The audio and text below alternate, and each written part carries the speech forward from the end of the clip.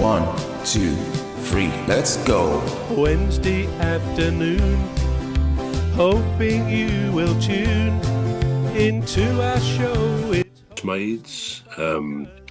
You may not know that originally bridesmaids all dressed the same as the bride, so that any would-be suitors, apart from the husband-to-be, could not make a move on her because they wouldn't know which one she was. They all used to dress the same. Of course, nowadays, the bridesmaids, the maid of honour, do dress differently to the bride, and no one is supposed, of course, to upstage the bride by what they dress.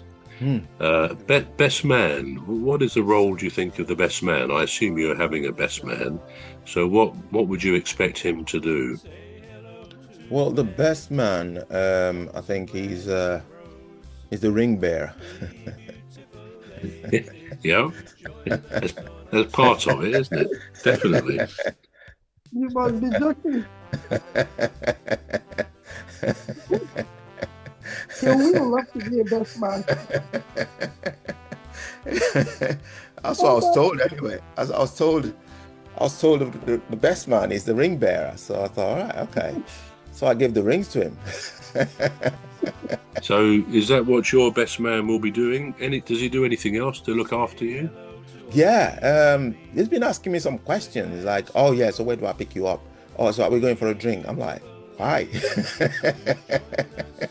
Yeah, I mean, that's part of it. Again, if you go into history on this, the best man would guard the bridegroom in the days before the wedding. And he would usually be a very capable swordsman in case there were rivals or enemies who wanted to come and steal the bride.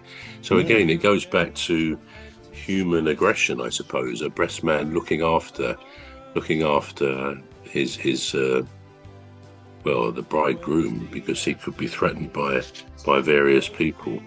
Now, you've mentioned wedding rings.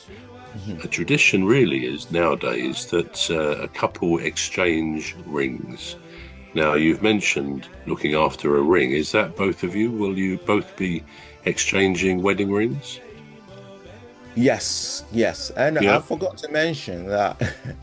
So I had a best man that I conferred as a best man, and and for some reason, not for some reason, I keep using that language, but he's not very.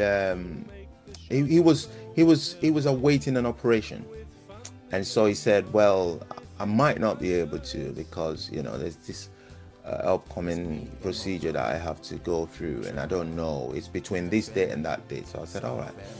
So I then got another best man. So I then got another best man. This is like soap opera stuff, EastEnders. You're listening to EastEnders right now, okay? So I then got another best man, which I then conferred on the responsibility of being the next best man. Now, my other best man, the previous best man, now came to me and said, I think I might be able to attend the ceremony itself. Maybe not the venue. I thought, okay, that poses a difficult dilemma for me. So what I've decided is I'm going to have two best men. Good. They're going to share the ring, right? So one of them's going to have one ring for Jeanette, and the other one's going to have the other ring for me. Now, I don't know, would that be breaking tradition, do you think? Well, yes and no, because it's not common to have two best men, but it does happen for the simple and fairly obvious reason. Sometimes a bridegroom will think, well, I've got two. 1, 2, 3, let's go. Wednesday afternoon, hoping you will tune into our show. It's hosted by Cuz. He'll introduce the gang who'll make the show go with a bang, with fun. Will think, well, I've got two brothers and it would seem unfair if I choose one of them. So that often is the way.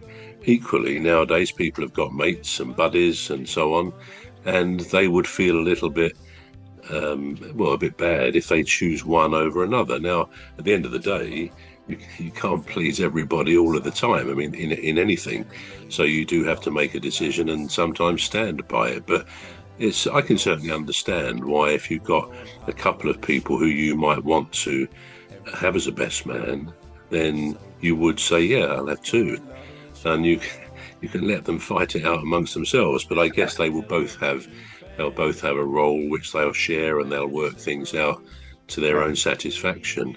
I mean, if you're having some sort of a stag do, they can both, look after aspects of that, where you're going and organising any drinks and all the rest of it. So, yeah, there's enough for them to do.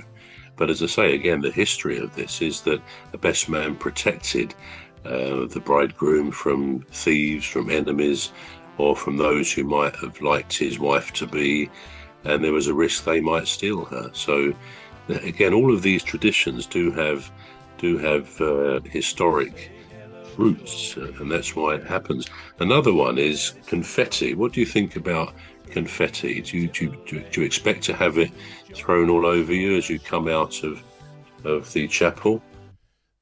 Yeah, so that I'm glad you mentioned that, because that's been handled, and I didn't know that was a tradition, to be honest.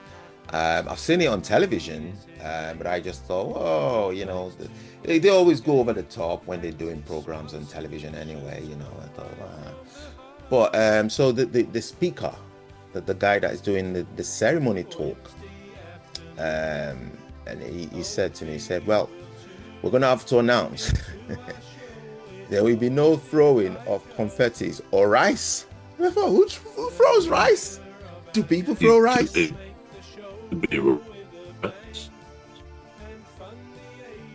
Hello? You still hear me?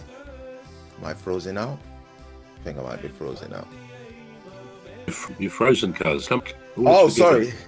Oh, I'm back. Hear you, yes. Oh, you come back. Yeah. Yeah, well done. Yeah. I thought you froze in shock at what I said. I might have, yeah. No, I didn't hear what you said, actually. So I was talking about the rice and the confetti. I didn't know they were throwing of rice. Did you know that? Yeah, well, I'll tell you here what it says they used to throw. Moving through the centuries, this evolved originally from rice or wheat were thrown over their heads by guests to encourage prosperity and fertility.